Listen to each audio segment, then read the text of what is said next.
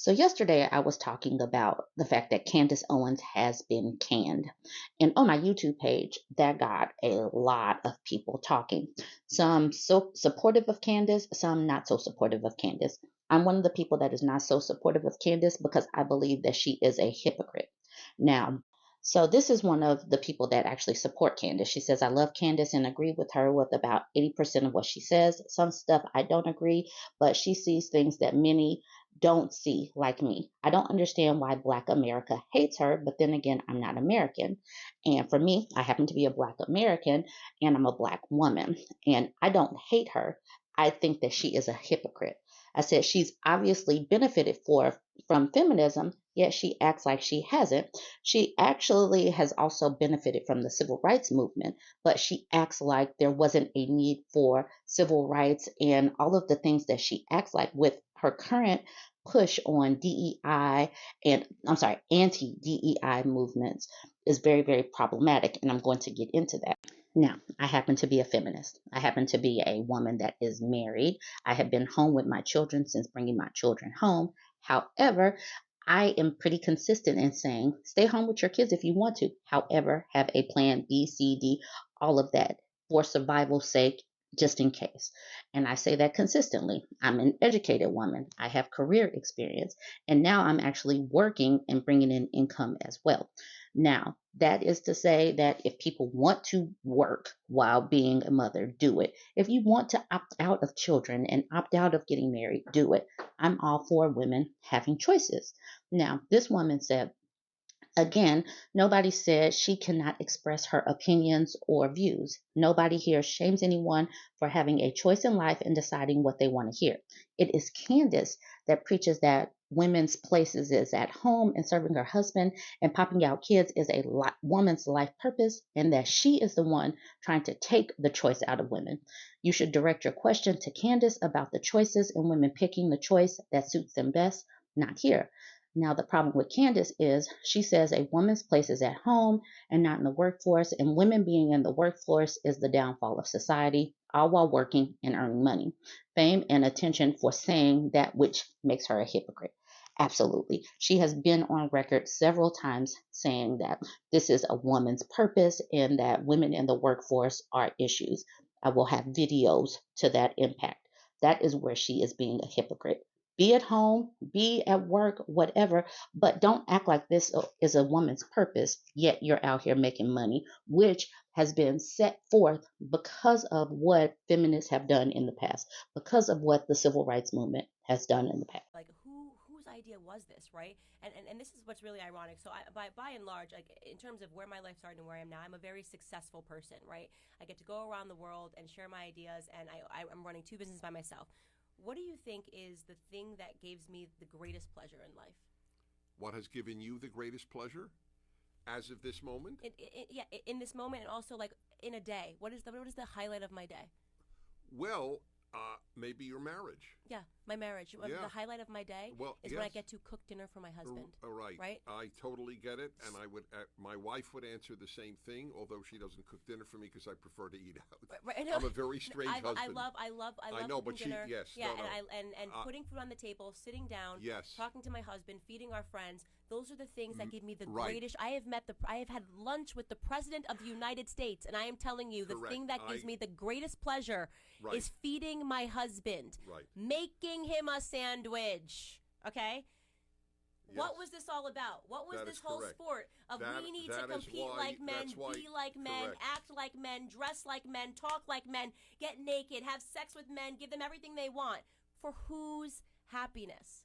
Right. Whose happiness? No, it's the very moment. Well, first of all, the very moment I know that a woman is married, that I assume that she is less radical, and that there are exceptions to all rules, but the staggering number of non-married women, never married women, both, that has also contributed to the radicalization and the lack of wisdom in so many women.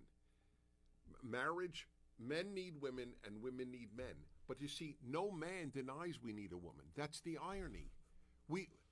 It is not unmasculine of me to acknowledge I need a good woman, but a woman needs a good man just as badly. It's so true. It's so true, and it's sad because the symbiotic nature of me just getting married, for people to know, and now that I'm married, I'm just like, guys, oh my gosh, it was all a lie. When I say it was all That's a right. lie, Well, it that's means what I I was said. It was raised all a lie. to believe. If you the classes I took, I mean, you're raised to believe you do not need a man, and not only do you not need a man, it is a token of how strong and how good you are if you do it without yes, a man. it's an achievement. That's right. All a lie. And you can have a child, and the child doesn't need a father. No, it doesn't, because you can do it by yourself. So passé. Right. Yeah. And the loneliest people are, by the way, according to polls, this is not a Republican or conservative viewpoint. The loneliest people, according to the academic studies, are single parents. I do not doubt that at all. And this is what I always say. I had a young black woman come up to me on campus. I spoke at Trinity College, I think in January. And she came up to me and she was doing her little routine about what we are saying that women can't do without men. I said, no. I've never said a woman can't do without a man. There have been tons of women who have lost their husbands in horrible, tragic, Kobe Bryant, you know, gone. Right? Do I think Vanessa just can't do it now? I think she can do it. But you know what? I know that it would have been easier and better if she had a partner that was beside her side, and that is the way that she would have preferred it, right? We should not be setting our preferences to doing it without men. Just last year, Candace Owens went viral for complaining that workplaces have become worse since women joined, and she's saying this in her workplace at the time. She claims, things have gotten worse at work since women joined. Since women joined the workforce, I think that men are having to deal with all of the landmines everywhere. Owens added that men have to be wary of what they say working alongside the opposite sex, as it might be perceived as SA. And the fact that they have to be wary as opposed to like just being decent humans. Like, does she not believe that these people have the capacity or the logic to just be decent? I'm not sure. She says, do I tell her that she looked nice today, or is she going to think it's inappropriate, especially in the post Me Too era? Forget it, she said. The 33-year-old rightfully received a significant amount of backlash following the episode. And, of course, I thought to myself, women in the workplace. What about that one? Are we a distraction? Do you guys think we're a distraction? And the more I thought about it, I thought, yeah, we kind of are a distraction. If you think about work in general, if you think about what men have to do when they go to work now, it's essentially just a bunch of landmines, right? Once upon a time, it was a man's world. Yes, I agree. And by the way, I want to make it clear, I am not making an argument that women should not have the right to work and should be relegated to the household. I'm not saying that whatsoever, but I am acknowledging that things have gotten worse at work since women joined. Since women joined the workforce, I think that men are having to deal with all these landmines everywhere. Do I say something? Do I not say something? I have to be careful on how I speak to this person because she's a woman. She might see this as some sort of an assault. Oh, do I tell her she looks nice today, or is she going to think that that's inappropriate? Is it appropriate? Especially in the post-Me Too era, forget it. Do I say anything to her? Well, if I don't say anything to her, well, she's going to say that I'm ignoring her because I'm a man. If I say something to her, she's going to say I'm only speaking to her because I'm a man. I mean, I couldn't even imagine the internal dialogue that men must be having at work at all times. And I laugh because this year, the Daily Wire had a Christmas party, and I didn't go for separate reasons, but I found out that the Christmas party was dry. And immediately in my head, I didn't say this out loud, but I'm saying it out loud now, I thought to myself, why is it a dry party? Who ruined it, right? Who ruined it? Why is there a dry Christmas party? Everybody knows Christmas parties are not supposed to be dry.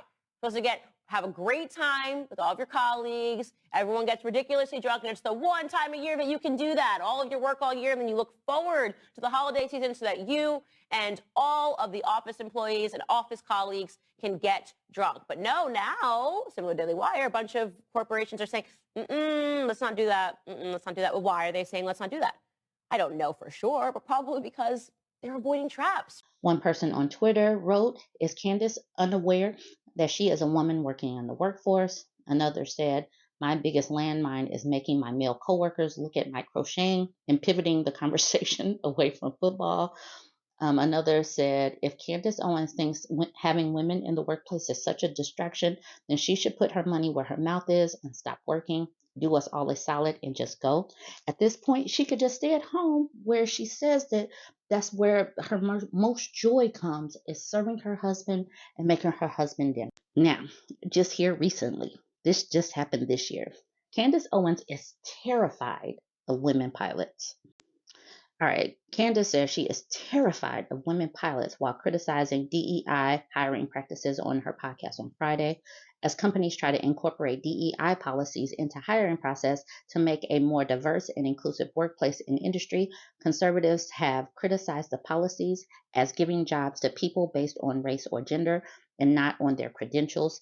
It is illegal to make hiring decisions solely based on these identities. However, it has been argued that inclusive recruitment helps to decrease bias and discrimination in the workplace.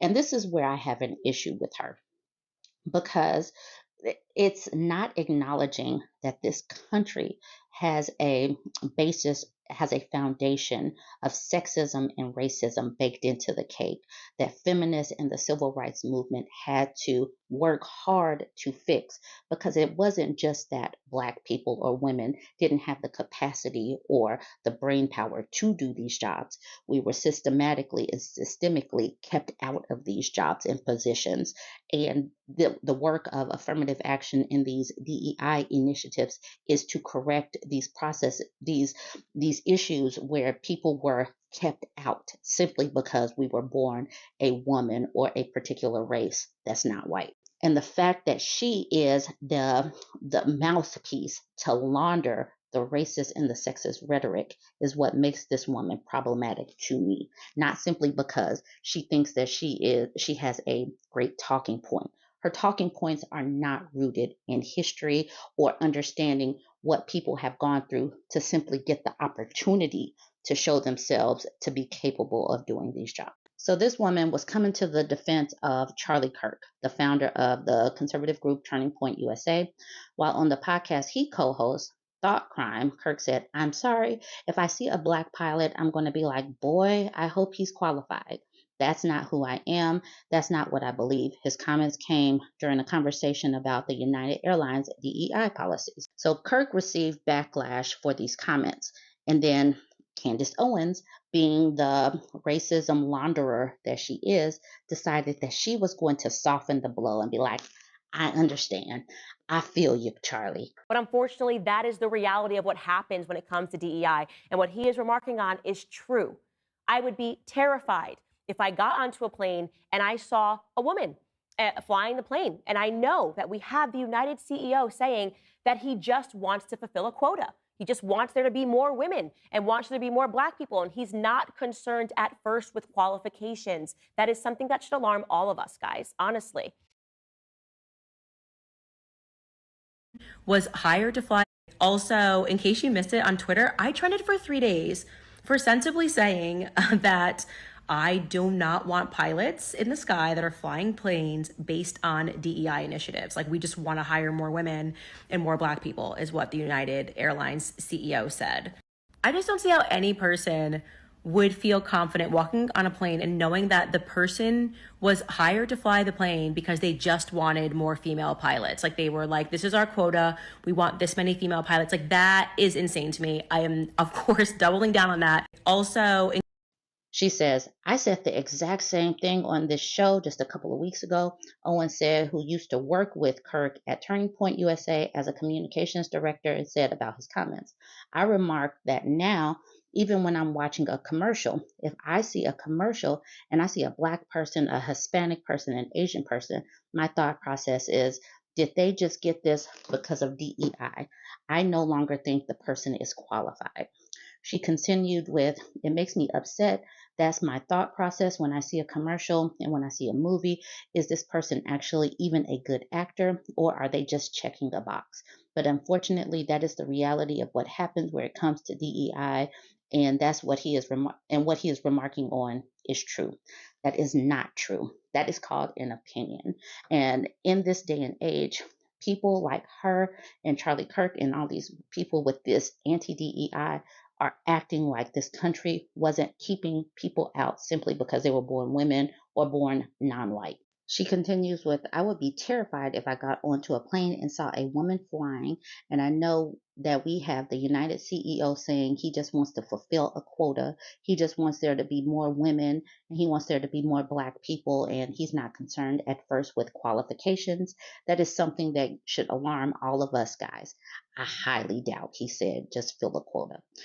Owens called arguments that inclusive hiring process helps to decrease bias and discrimination foolish in a comment to Newsweek via email on Friday. When it comes to flying planes and every other occupation, individuals should be hired based on merit.